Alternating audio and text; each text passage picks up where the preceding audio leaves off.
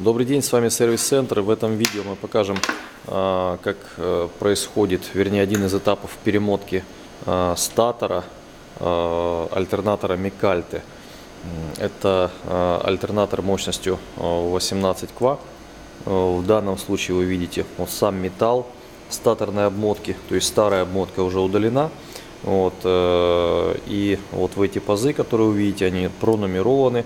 Все это делается согласно технологической карте для этого альтернатора.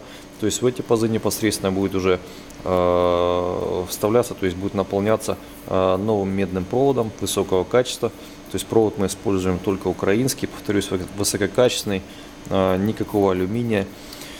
После чего, когда произведена полностью перемотка, то есть выполнена вся работа, восстановлена статорная обмотка, далее этот статор, то есть уже как изделие, запекается в печи, то есть вскрывается лаком, и запекается в печи при определенных температурах, которые, кстати говоря, тоже должны соответствовать определенным параметрам. То есть об этом мы говорить не будем, это один из, скажем так, коммерческая информация.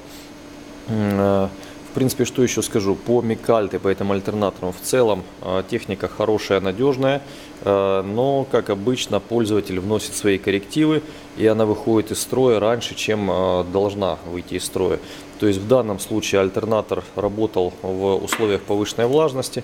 Он на самом деле не влагозащищенный. То есть если брать влагозащищенные альтернаторы, там IP54, например, да, то те альтернаторы, они уже стоят значительно дороже. Но, как правило, никто за это не платит. То есть покупает генератор с обычным альтернатором. После чего, понятно, возникают проблемы, вопросы, когда, например, альтернатор заливается водой, то ли же повышенная влажность в виде влажной пыли, как и в данном случае. Вторая часто встречающаяся причина, почему в частности Микальте выходит из строя, и в принципе и другие трехфазные альтернаторы, это, конечно, перекос фаз, токовый перегруз по одной из фаз. Довольно часто мы занимаемся ремонтом таких изделий. Например, работает на данном генераторе трехфазный станок, и помимо этого кому-то нужно включить еще однофазный потребитель, например, там электрочайник или, например, там обогревательный какой-то конвектор однофазный, и тем самым создается перекос фаз, токовый перегруз.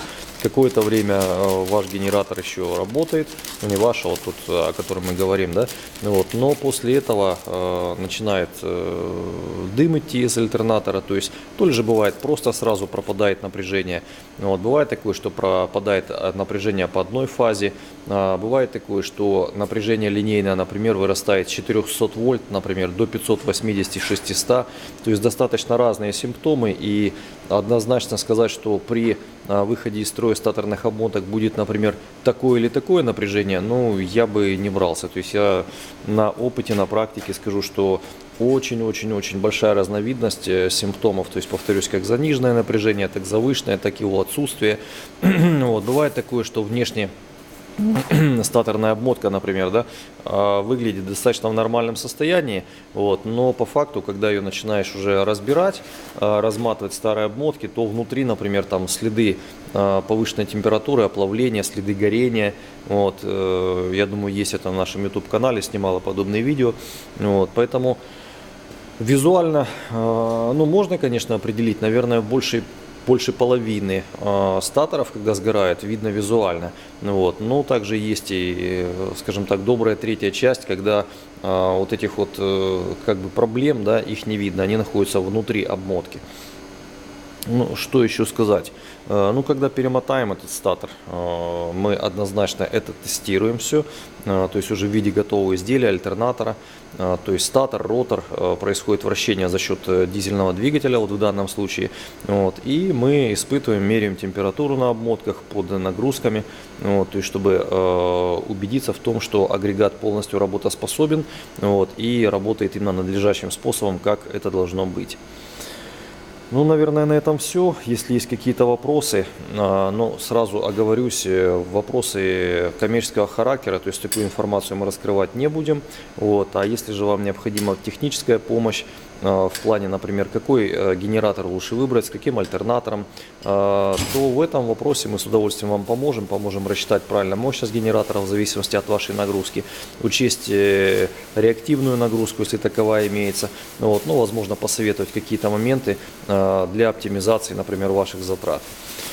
В принципе, на этом все. Смотрите нас в других видео по вопросам перемотки, статора, ротора, по ремонтам дизельных, бензиновых, газовых генераторов. Обращайтесь по телефону на нашем сайте. До новых встреч в новых видео.